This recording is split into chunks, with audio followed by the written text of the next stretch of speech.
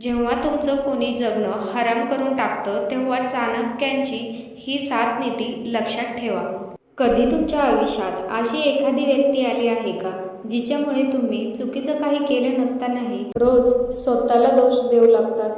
तुमचं बोलणं चुकीचं, तुमचं शांत राहणं चुकीचं, तुमचं यश चुकीचं आणि तुमचं अपयश तर त्याच्या आनंदाचं कारण बनतं. पण अशा माणसांशी प्रत्येक वेळी भांडून जिंकता येत नाही. काही लोकांना उत्तर शब्दांनी नाही तर बुद्धीने द्यावं लागतं. आजची ही कथा अशाच एका माणसांची आहे ज्याचं जगणं काही व्यक्तीने अक्षरशः कठीण करून टाकलं होतं. तेव्हा त्याला मिळालेल्या चाणक्य नीतीच्या 7 गोष्टी आणि त्याचं संपूर्ण आयुष्य बदलून गेलं.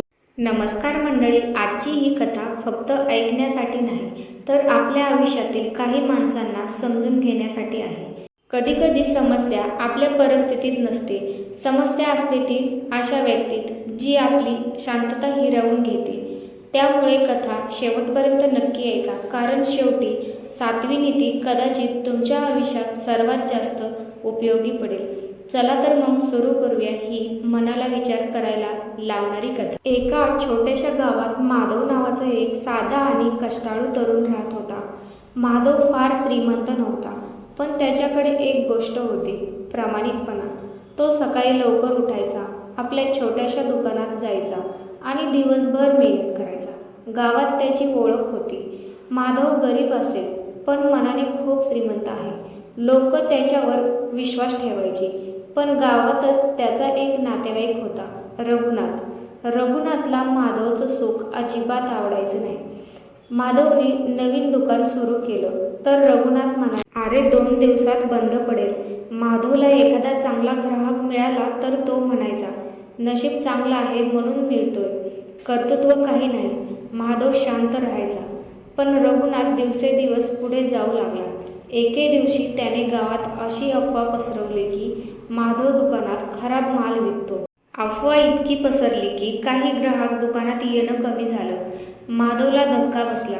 त्याने रघुनाथला विचारलं, तू माझ्याबद्दल असं का बोललास? रघुनाथ हसला, मी काय बोलतो, लोक स्वतःच बोलतायत. माधवला राग आला, पण त्याने स्वतःला आवरलं. त्या रात्री तो खूप अस्वस्थ होता.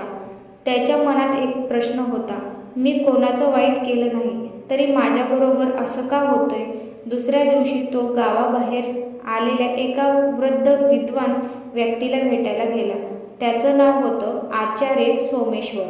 माधवने त्यांच्यासमोर आपली सगळी व्यथा सांगितली.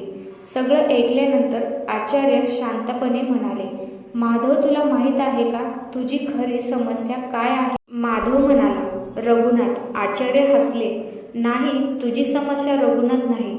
तुझी समस्या म्हणजे रघुनाथच्या वागण्याला तू तुझ्या मनावर किती जागा दिलीस. माधव शांत झाला. आचार्य पुढे म्हणाले, ज्याला तुझं आयुष्य खराब करायचं आहे त्याच्याशी लढण्यात तुझं आयुष्य खर्च केलंस तर शेवटी नुकसान तुझंच होईल. मग त्यांनी माधवला 7 नीती सांगितली. पहिली नीती, प्रत्येक गोष्टीला उत्तर देऊ नका. आचार्य म्हणाले, पहिली गोष्ट लक्षात ठेव, प्रत्येक आरोपाला उत्तर देणं गरजेचं नसतं.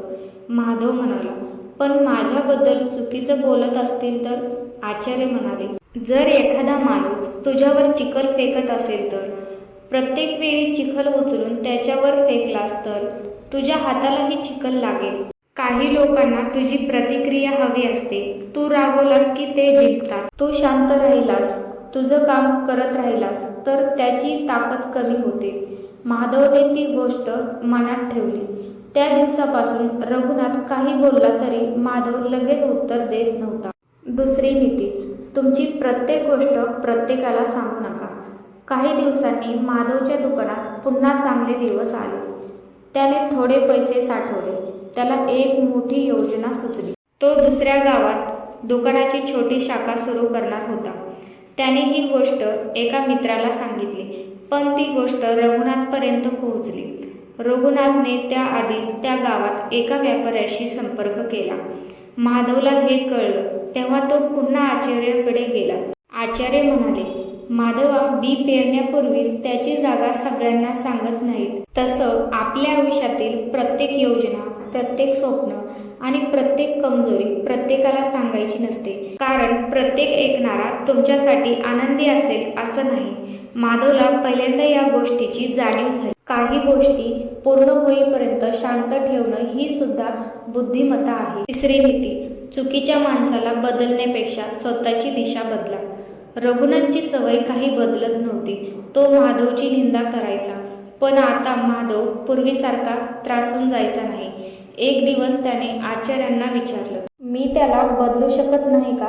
आचार्य म्हणाले, माणूस तेव्हाच बदलतो जेव्हा त्याला स्वतःच्या चुकीची जाणीव होते. तू एखाद्या दगडाला कितीही समजावलंस तरी तो मऊ होणार नाही. म्हणून तुझी शक्ती त्याला बदलण्यात खर्च करू नकोस. तुझं लक्ष तुझ्या मार्गावर ठेव. ही गोष्ट माधवच्या मनात खोलवर बसली. त्याने रघुनाथकडे पाहणं कमी केलं आणि स्वतःच्या कामाकडे पाहणं वाढवलं. चौथी नीती: तुमची कमजोरी चुकीच्या व्यक्तीसमोर उघड करू नका. एक दिवस माधवच्या दुकानात मोठं नुकसान झालं. त्याला जवळपास महिनाभराचा तोटा झाला. तो खूप दुःखी झाला. पूर्वीसारखा असता तर तो रघुनाथकडे जाऊन आपली अडचण सांगितली असती, पण यावेळी तो शांत राहिला. आचार्याने त्याला सांगितलेलं त्याला आठवलं.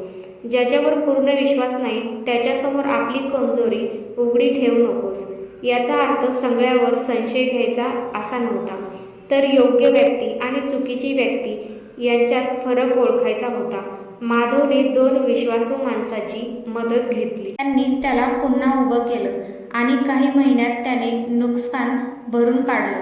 5वी नीती: अपमानाचा बदला घेण्यापेक्षा स्वतःला सिद्ध करा. रघुनाथला हे पाहून आणखी राग आला. तो म्हणाला, माधवचं नशीब आहे, त्याला यश मिळतंय. एक दिवस त्याने माधव समोर त्याची खिल्ली उडवली. माधवच्या मनात रागाची ठिणगी पेटली. तो आचार्याकडे गेला. मला त्याला उत्तर द्यायचं आहे. आचार्य शांतपणे म्हणाले, दे. माधव आश्चर्यचकित झाला. आचार्य म्हणाले, पण शब्दांनी नाही, तुझ्या प्रगतीने उत्तर दे. ज्याला तू खाली खेचू इच्छितोस त्याच्यासमोर खाली उतरण्याची गरज नाही. तू वर जा, इतका वर जा की त्याचे शब्द तुझ्यापर्यंत पोहोचणार नाहीत. माधवने हे मनापासून स्वीकारलं. 6वी नीती: वेळ आली तर अंतर ठेवायला शिका. एक दिवस रघुनाथने माधवशी गोड बोलायला सुरुवात केली. माधव, आपण नातेवाईक आहोत, जुने सगळे विसरूया. माधवने त्याचं बोलणं ऐकलं. त्याला जुन्या गोष्टी आठवल्या. पण आचार्याने त्याला एक महत्त्वाची गोष्ट शिकवली होती. क्षमा करणं आणि पुन्हा तसाच विश्वास ठेवणं या 2 वेगळ्या गोष्टी आहेत. माधवने रघुनाथला मनापासून माफ केलं, पण त्याने त्याच्यापासून योग्य अंतर कायम ठेवलं.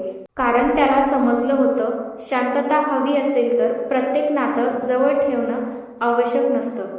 7वी नीती आणि सर्वात महत्त्वाची नीती: काही महिन्यांनी माधवचं दुकान गावात चांगलं चालू लागलं. लोक त्याच्यावर पुन्हा विश्वास ठेवू लागले. रघुनाथ मात्र एकटा पडत गेला. एका संध्याकाळी तो माधवकडे आला. त्याच्या चेहऱ्यावर अहंकार नव्हता. तो म्हणाला, माधव, मी तुझ्याशी खूप चुकीचं वागलो. माधव काही बोलला नाही. रघुनाथ पुढे म्हणाला, तू माझ्याबद्दल वाईट बोलला नाहीस, माझ्या विरुद्ध लोकांना भडकवलं नाहीस, तरी तू माझ्यापेक्षा पुढे गेलास. माधवने फक्त एवढंच म्हटलं, मी तुझ्याशी स्पर्धा केलीच नाही. रघुनाथ त्याच्याकडे पाहत राहिला. माधव म्हणाला, मी कालच्यापेक्षा आज चांगलं होण्याचा प्रयत्न केला. तेव्हा आचार्याचे शब्द त्याला पुन्हा आठवले. सगळ्यात मोठा विजय म्हणजे दुसऱ्याला हरवणं नाही, तर ज्याने तुमची शांतता हिरावून घेतली होती त्याच्यामुळे तुमची शांतता कधीही पुन्हा हिरावली जाऊ न देणं. आणि माधवला त्या दिवशी समजलं, काही लोक आपल्या आयुष्यात आपल्याला तोडण्यासाठी येतात, पण आपण त्यांच्याकडून शिकून घेतलं तर तेच लोक आपल्या आयुष्याला मजबूत बनवून जातात. जेव्हा कोणी तुमचं जगणं कठीण करून टाकतं तेव्हा प्रत्येक वेळी त्याच्याशी भांडणं हा उपाय नसतो. कधी शांत राहा, कधी तुमची योजना गुप्त ठेवा, कधी अंतर ठेवा, कधी कमजोरी कोणासमोर सांगायची हे ठरवा. आणि सर्वात महत्त्वाचं, तुमच्या आयुष्याची दिशा दुसऱ्या व्यक्तीच्या वागण्यावर ठरवू नका. मित्रांनो, या कथेतील माधव काल्पनिक आहे, पण त्याची परिस्थिती आपल्या आयुष्यात कुठेतरी भेटू शकते. आपल्या आयुष्यातही अशी एखादी व्यक्ती असेल जी आपल्याला सतत त्रास देते, आपल्याला कमी लेखते किंवा आपली शांतता हिरावून घेते, तर तिच्यामुळे स्वतःला बदलू नका.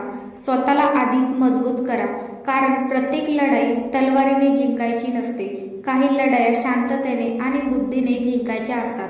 ही कथा तुम्हाला आवडली असेल तर व्हिडिओला लाईक करा, तुमच्या जवळच्या व्यक्तीसोबत शेअर करा आणि अशाच मराठी कथा व जीवनातील विचार ऐकण्यासाठी आपल्या चॅनलला सबस्क्राईब करायला विसरू नका. आणि कमेंटमध्ये एक शब्द नक्की लिहा, शांतता. भेटूया पुढच्या सुंदर कथेसह. तोपर्यंत स्वतःची काळजी घ्या.